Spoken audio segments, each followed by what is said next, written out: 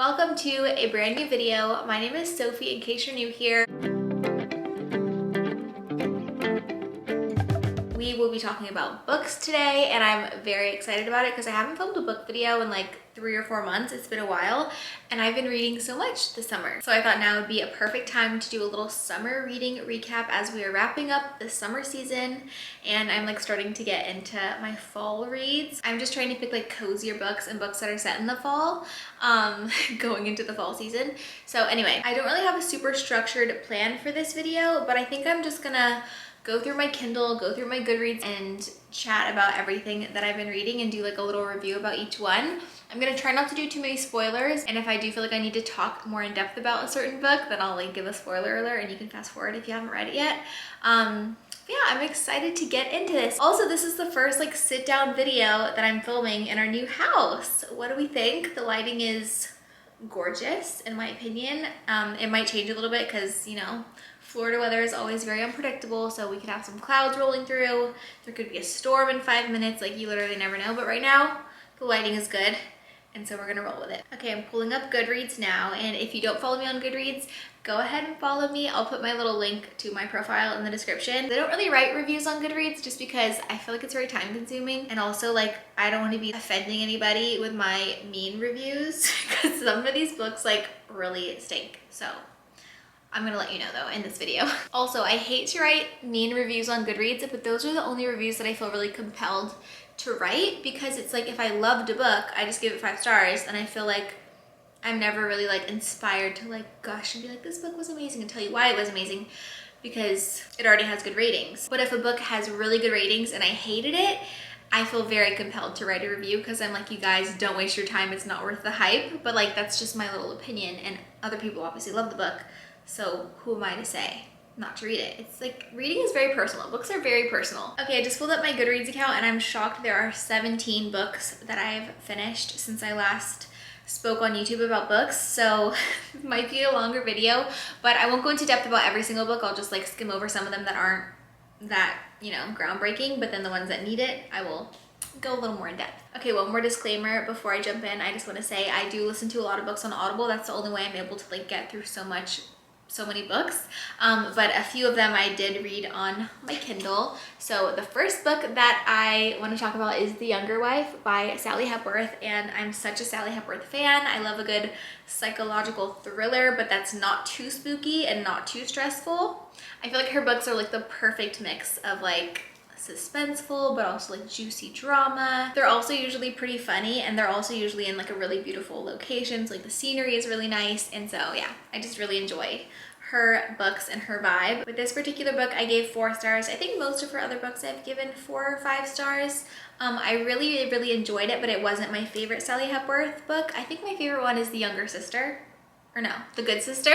So far, The Good Sister is my favorite Sally Hepworth book, so if you're just getting into her, I would read that one first. I gave that one 5 stars, and then The Mother-in-Law and The Younger Wife both got 4, but I immensely enjoyed all of her books so far. They're so good. But this book follows 2 sisters and then their dad and their dad's new fiance. The dad is still married to their mom, but the mom has dementia or Alzheimer's or something like that, where she's not like fully there anymore. And so it's a very interesting predicament. Oh, by the way, the fiance is their age. I'm so bad at like recapping and explaining what books are about because it's also been a while since I read it, so I kind of forget. But the fiance is their age, or maybe a little bit younger than them, of the daughters. So it's like a weird, awkward situation. The girls, like the daughters, are not vibing. They're kind of like very suspicious of her. But then as things unfold, you realize like there's a lot of secrets and sketchiness going on within the family, and not everything is as it seems, and there's always a gorgeous twist in a Sally Hepworth book. So yeah, I really enjoyed it. Like I said, 4 stars.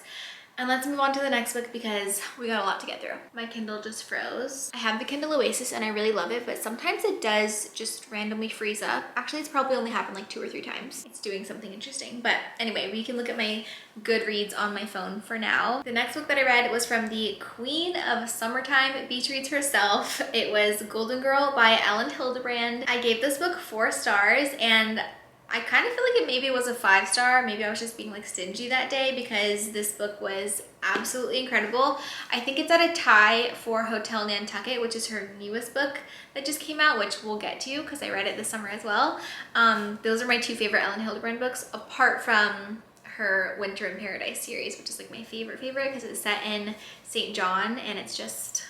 Okay, I just went ahead and turned on the lamps behind me for like more of a cozy atmosphere instead of a dark dungeon vibe, since the lighting just like switched so fast. Back to Golden Girl, the reason I adore this book so much is because I feel like Ellen was really writing herself into her book. Like the main character is very similar to Ellen in real life. Like she's a best-selling author, she lives in Nantucket, she writes books about Nantucket, she has like teenager kids that are about the same age as Ellen's kids, I believe. But the book starts off with the main character getting killed by a hit-and-run car accident. Her name is Vivian, and like I said, she's a best-selling author, lives in Nantucket, and she's hit by a car, and she's able to have this like little viewing window from heaven where she's able to watch her family for the rest of the summer, but only until then. So she only has this little window of time where she's able to like still kind of be with her family, but they don't know that she's there.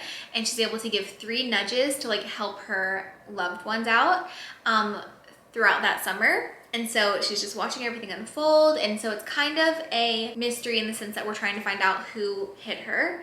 And then just all these other secrets about her family unfold and her children and what they're up to. And it's very good, very juicy, and very like sweet and heartwarming at the same time. So I really enjoyed it. Like I said, it's one of my favorite Ellen Hildebrand books so far, and I love all of her books, so definitely recommend. The next thing I read was All Roads Lead Here by Mariana Zapata, and I gave it 4 stars. It's funny how time can kind of like shape your experience of a book, but it really didn't stick with me. I haven't thought about this book a single time since I read it. I only remember it being incredibly long, and it was like a sweet love story, but it was way too long. The only reason I read it was because it was a Redheads book of the month. The Redheads is a book club podcast. I really love it. It's by it's by Jackie Oshray and 2 of her best friends and her little sister Margot. I do always try to read the Redheads pick of the month. This past month I skipped because it was like a scary, like really scary book, and I'm not into really scary books, so I skipped that one.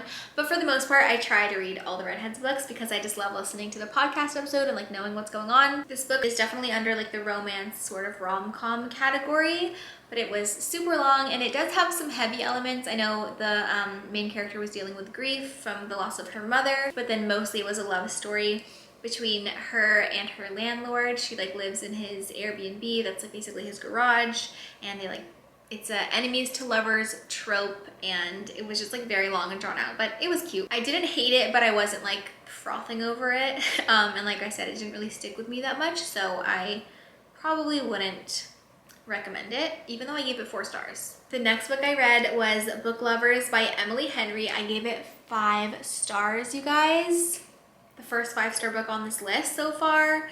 I absolutely adored this book. It was a super cheesy rom-com, and it was my favorite Emily Henry book I've read so far. I've only read 2.5. I jumped ship on, what was it called? People We Meet on Vacation. I couldn't get through it. I was like, nah, not for me. Don't love the characters. Goodbye. But I really liked Beach Read. I think that one got 4 stars, but this one was even better. Just like the perfect rom-com in my opinion. And the banter between the characters like literally had me laughing out loud. Like every single page I was laughing because it was so like funny and witty and like, yeah, cheesy, but also like self-aware cheesy, if that makes sense. So I really enjoyed this book. I don't want to get too much into like the description of the book or exactly what it's about because this video is going to be a million years long, but the main character is basically like the villain character in a Hallmark movie. You know how there's always like the city girl ex who like the bigwig city man left to go to some Christmas tree farm, and he falls in love with the Christmas tree farm's owner's daughter, the girl who's left behind in like New York City. This is what the book is about. It's about her journey. She's like super cutthroat, super cold, like tough exterior. So I really loved that. I feel like it was definitely like a different perspective, and you obviously really warm up to her, and she's just like so funny and amazing and you like find out why she's that way. But yeah, I thought that the romance and the banter in this book was super, super cute. Also, I like that there's like a big sister story plot line that was really sweet. So it's like not 100% just like straight up a romance book between boy and girl. Loved it, gave it 5 stars, highly recommend. Moving on. The first nonfiction book I read this summer was Atomic Habits by James Clear, and the full title is Atomic Habits, an easy and proven way to build good habits and break bad ones. It was really, really good. I really actually want to read it again. I feel like it'd be a really good book to read like at the start of every year to like get you motivated and light a fire under your booty for like starting your habits. But it basically teaches you how to set up your day so that one good habit leads to the next, leads to the next. I gave it 5 stars because it was so good and just like motivational and just made me super excited about my habits. And a lot of the principles in the book have stuck with me. So yeah, I don't want to like get too much into the weeds with this one because there's not much to discuss, but it's a really good book if you're looking to like amp up your productivity and create new good habits. Okay, this next book was probably my least favorite book that I read all summer. And it was so hyped up online, like on Instagram and stuff. It's called Things We Never Got Over by Lucy Score. It's my only new Lucy Score book I've ever read, and definitely the last. I gave it 2 stars. Probably should have gave it 1 star. I hated this book. I didn't like any of the characters, and that's just like a fatal flaw. If I don't love the characters, I can't enjoy the book. I can't care about the book. Also, I just noticed that it's a series of books. Also, the town is called Knock 'Em Out because like the boys there like to punch each other. So like if that doesn't tell you how dumb this book is, I don't know what else could. It was awful, but it's really shocking because people that I actually really love and respect online have read this book and loved it. So like I guess you can't really take my word as gospel because you might read this book and love it, but for me, it was not it. And that's all I'm gonna say. Also, if you have read any of these books and you have like the same opinion as me or differing opinions or whatever, comment below because I would love to discuss. I just like love talking about books, and it's also really funny and fun to see like how simpatico we are with our taste in books. The next book I read was The Friend Zone by Abby Jimenez. And I gave it 4 stars, but like I think I should have gave it 3 stars because I have not thought about this book a single time since I read it. And also it's a series and I have 0 interest in reading the rest of the series. It was cute, it was good. I enjoyed my time with the book, but like can't really remember that much about what it was about. Oh, I'm reading the description now. Wow, yeah.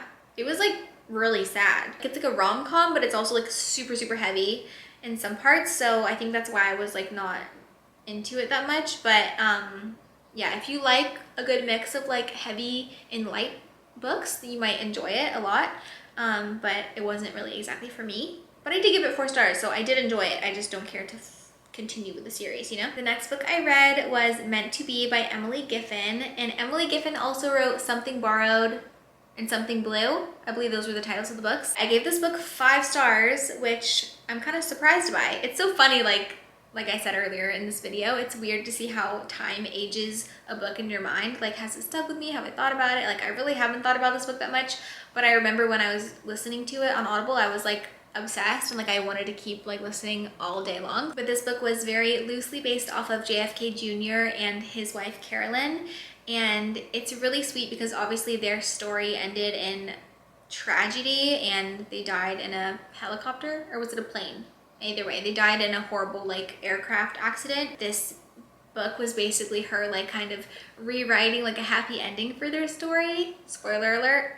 But it's just really precious and really sweet, and I loved their love, and I found that it was one of the least like cheesy, cringy romances that I've read in a long time. And like it was really believable. It's also full of a lot of like glitz and glam, obviously, because JFK Jr. was basically like American royalty, and so it was really fun to like follow their story and get swept up in it, and I really, really enjoyed it. So yeah, 5 stars for Meant to Be by Emily Giffin. I loved it. You guys, I've been recording for 46 minutes. How is that possible? Even though it seems like it's easy, I'm just sitting here like chatting, my eyes are getting bleary and I'm tired and my brain is hurting, getting delirious. The next book I read, I already touched on a little bit. It is Hotel Nantucket by Ellen Hildebrand. Like I said, obsessed with this book. It got 5 stars from me. It was so, so good. I was incredibly invested. It was such a page turner. Sometimes with Ellen Hildebrand books, and no shade because I'm obsessed with her, you know this, sometimes they're a little bit slower and there's a lot of extra unnecessary like fluff in them. But this book, I just felt like I loved the fluff. I was devouring the fluff. Like, I just really enjoyed every single page of this book. And this was her newest release. It came out June 14th, 2022. And basically it follows a hotel that has been newly renovated. A billionaire just bought the hotel and he wants to revamp it and revive it to its glory days. The main character and general manager of the Hotel Nantucket, her name is Elizabeth Keaton, and she's looking for a fresh start. She just went through a horrible breakup and she's looking just to like kind of reinvent herself. And one of the main plot lines of this book is that the hotel is the owner, the billionaire owner of the hotel, wants to get, like, his goal in buying this hotel is that he wants to get a 5-star rating or review from, not 5 stars, it's like 5 keys or something, from this like very prestigious hotel travel blogger person on Instagram. Sounds pretty silly now that I'm saying it out loud, but like I swear it's very good, very interesting. And there's so many characters and they're all like have their own little storyline, and it's all very good and juicy and interesting. Also, there's like a ghosty element. She's sort of like the narrator of the book, and it sounds weird, but she's like this 19-year-old ghost who died in a fire back in like the 1920s when the hotel was popping off. All the characters are so lovable and interesting, and I really enjoyed my time with this book. Okay, I feel like I'm giving you way too much detail and I'm not really doing it justice with my description and making it sound good, but I promise you it's so, so, so good. 5 stars. Okay, moving on. Next up is the second nonfiction book that I read this summer, and it is Becoming Molly Mae by Molly Mae Hague. I gave it 4 stars. So the thing with this one is, if you don't know who Molly Mae is, then you're not gonna care at all about this book review, but she was a Love Island star. She came from Love Island 2019, like quite a few years ago. And anyway, she became like the most successful influencer that ever came out of Love Island. I just really admire her and think she's like really cool, and she's so funny, and she's so, so young to be like doing all these amazing things that she's doing. So anyway, she lives in the UK. I think she lives in Manchester. Her and Tommy are still together, who was her person that she met at Love Island. And anyway, I just think she's like really funny and interesting and smart, and she's like a really great businesswoman. So I was really interested to read her book, but I will say, because I like watch her YouTube videos, I follow her on Instagram, and like I feel like I keep up with her for the most part. I feel like I already knew everything that she talked about in the book. Like there wasn't much new information that she hadn't talked about in her YouTube videos. So I feel like I didn't get as much like tea or like, I don't know, more interesting extra info that I didn't already know. It kind of felt like it was just a compilation of like all of her YouTube videos and Instagram posts and stuff like into a book. I actually wouldn't recommend it to anybody, because if you don't know who she is, you're not going to care about it. And if you do know who she is and you follow her really like closely online, then you already know everything that's in the book. So wouldn't recommend, even though I liked it and I like her. Next up, I read Part of Your World by Abby Jimenez. This is the second Abby Jimenez book I've ever read, and I gave it 3 stars. I remember I did enjoy this book, but it's another one that just really didn't stick with me, just like her other book that I read. But basically, the girl in the book is like super ultra wealthy. She lives in a big city. She's an incredibly successful doctor, and from like a family line of like very prestigious doctors. Like I think they like own the hospital or something. Anyway, she has a love interest with a guy who is like running a B&B out in the countryside, and their lives like couldn't be more different. And she's also just went through like a really crazy breakup with someone who she was living with, and so it's very like messy and interesting. So I really did enjoy the book, but like I said, it didn't really stick with me. So if you're looking just for like a really fun, light, rom-com-y type of book that was super cute, I would recommend it, because I really did enjoy the characters and their personalities. And the next thing I read was Girls with Bright Futures by Tracy Dobmeyer. I'd never read anything from her before, but this was a Redheads pick of the month for the Redheads Book Club podcast, and it's definitely not something I would have chosen on my own, so I was interested to read just like something that was a little bit like of a branching out for me. But it follows 3 mothers and their daughters that are all trying to get into Stanford, and they find out that there's only 1 spot left, and so it's like incredibly cutthroat, and they're all kind of like sabotaging each other, and it's like really intense and dramatic and juicy. I actually really enjoyed this book. It was really good. It was quite suspenseful. Oh, and by the way, these 3 women are all from very different like economic standings. Like one of them is like lower middle class, the other one is kind of middle upper class, and the other one's like a billionaire. So it's very interesting to see like how they all play their cards, and it's pretty crazy. And it definitely harkens back to the whole college admissions scandal with Olivia Jade and Lori Loughlin and all that stuff. Like it's very much like a play on that. I feel like, I actually don't know if this book came out before or after that did. Oh yeah, it was published in 2021. So I think that she wrote the book with that in mind. I gave it 4 stars. I don't know if I said that in the beginning, but 4 stars. It was really, really good. The next thing I read was The Golden Couple by Greer Hendricks. And this, well, first of all, I gave it 4 stars, and I really enjoyed this book. It was very intense, very juicy. It was like a psychological sort of suspenseful mystery thriller vibe, and I can't say that it's like stuck with me a lot. Like I haven't really thought about this book that much since I finished it, but while I was reading it, I was very invested, very interested. I was like dying to figure out what happens. There's a big twist at the end. This book follows a couple who seem like the perfect couple, but of course they're not. So they start going to see a therapist who lost her professional license because she uses very unorthodox methods of treating her patients. Like she's very, very, very invasive to the point where it's like creepy. I don't know if I described that very well, but I love the book and I would definitely recommend it if you're looking for like a suspenseful, exciting page turner. I need to get a new battery for the second time in this video. Okay, the next 2 books on the list are Harry Potter books because I have entered my Harry Potter era. I definitely spoke about this in a vlog a few weeks ago, but I never got through all the Harry Potter books or movies. I definitely have seen like bits and pieces of the movies, but not to the point where I like know really what's going on at all. I just kind of like know the vibes and like the coziness of Hogwarts and like that it's very fall and that kind of thing. But I decided that this year was my time to finally just dive into the Harry Potter series, read all the books, watch all the movies, and then go to Harry Potter World, which I've been to a bunch of times. Like we had a Universal Pass last year and we were there all the time and we really, really enjoyed it. So one of the main reasons I wanted to read all the books and watch the movies is because I wanted to get the full experience of being at the park, like in Harry Potter World. I just feel like I would notice way more things and like understand everything better and just like get more out of being there. I think it'd just be way more fun and more magical if I like knew what was going on. So yeah, like I said, I decided that this was my year to get through all the books and the movies. So far I've read the first 2 books.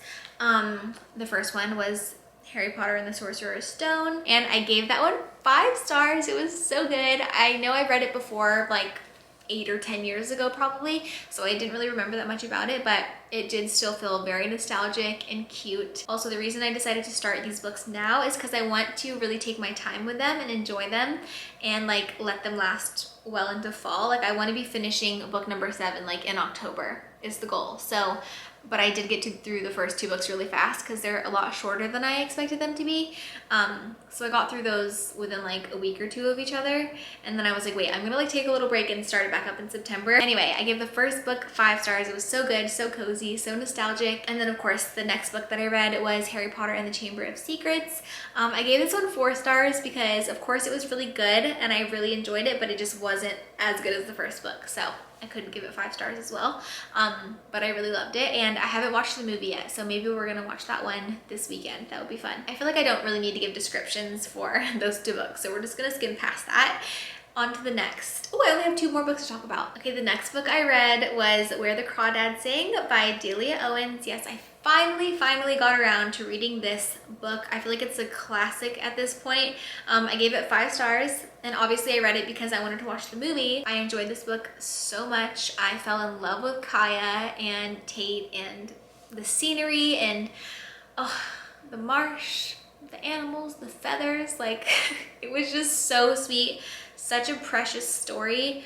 And there was a little spooky factor, you know, there's like a murder mystery element to the story, even though in my opinion, I feel like that was such a subplot. Like I would have enjoyed the story probably just as much if there was no chase storyline, like the murder mystery part. Like it didn't really, I guess it needed it, but also it didn't, because I just wanted to listen to Kaya talk about her birds and her marsh the whole time, which sounds so boring, but somehow it was just like beautiful. I loved it so much. I was very immersed into the Marsh lifestyle. I will say though, this is like a 2-for-1 movie and book review, because the book got 5 stars from me. The movie gets like maybe 3 stars. They just like didn't do it justice. There were quite a few things that were different. So they had her as a really young girl, and then they had her as like a grown woman, Kaya. And the young girl actor was amazing. She was so great and so cute and like such a good actress. And then Kaya as an adult was obviously Daisy Edgar Jones, and I think she was a perfect like grown-up Kaya, but there needed to be an in-between Kaya. But they had like a 30-year-old Kaya playing 15-year-old Kaya, and it just like was very off to me. It just didn't feel right. And I know that shouldn't matter that much, but like it really bothered me. And there were just quite a few things about the movie that were very different than the book that I just didn't like, and I feel like they left out so much stuff. But it's funny because Josh came to see the movie with me, and he enjoyed the movie way more than I did, because he like didn't have the book to like compare it to. So that was interesting to me, that like someone who didn't even read the book liked it more than someone who did read the book. So anyway, I feel like I don't really need to give a real description for Crawdads. I feel like everybody knows it's sort of like a love story, but there's a murder mystery element. It's all based in the Marsh, North Carolina, and it's like coming of age story, and it's so good. Okay, the last book that I read for my summer reading wrap up is Every Summer After by Carly Fortune. This book has been hyped up to the gods, and it was like just fine. Like I wasn't obsessed with it.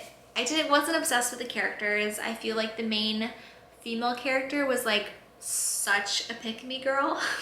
But I know that so many people love and adore this book, so I'm happy for them. But it was a 3 stars for me. Like I didn't hate it, but like the fact that it was so overhyped made me probably like it a little bit less than I would have if I just like read it out of the blue. It's kind of a coming of age story because it starts when she's 13 and goes till she's like 18, and then it flashes forward when she's 30, and it's a love story. It's like best friends to lovers sort of love story, but then we know the whole time that she did something that was really, really bad. She has this big secret, but we don't know what the secret is until the end. But it is the most predictable book I've ever read in my life. The whole book was leading up to this big thing. We're gonna find out this big secret, and then of course the secret is exactly what you thought it was gonna be. So it's kind of like a letdown. And also what she did was completely unforgivable. So like I can't condone this relationship any further. You know what I mean? So like I couldn't really root for them, which how are you gonna love a love story if you don't love the love? I think the only reason I gave this book 3 stars instead of 2 stars is because of the Canadian aspect, because my dad is from Canada and I have like half of my family lives in Canada, and so I have like a lot of Canadian pride. And they are in Canada, and they go to like their lake house in Canada every summer, which like we would do whenever we visited Canada in the summer with all my cousins and stuff. So it did feel very nostalgic, and I like love the scenery and everything of that. And they talk about pierogies a lot, and they say sorry, and I really enjoyed that aspect of it. But other than that Canadian aspect, which they should have like amped up even more. I think Tim Hortons was only mentioned like once in this book, which just is not enough in my opinion. But let me know what you thought in the comments. I feel like I've said that after every book. I really do want to know if you've read any of these books, what you thought of them. I would love to discuss. That is everything that I have been reading this summer. I'm gonna wrap up the video here. I hope that you enjoyed this. Thank you so much for watching. I do apologize that it was probably super long, but hope you enjoyed it nonetheless. And again, follow me on Goodreads, follow me on Instagram, TikTok. Make sure to subscribe if you haven't already. I don't always do sit down reading videos. I'll probably just do these like once every couple of months.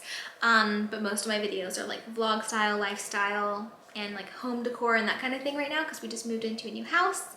But yeah, anyway, thank you so much for watching. I love you guys, and I will see you in another one very, very soon.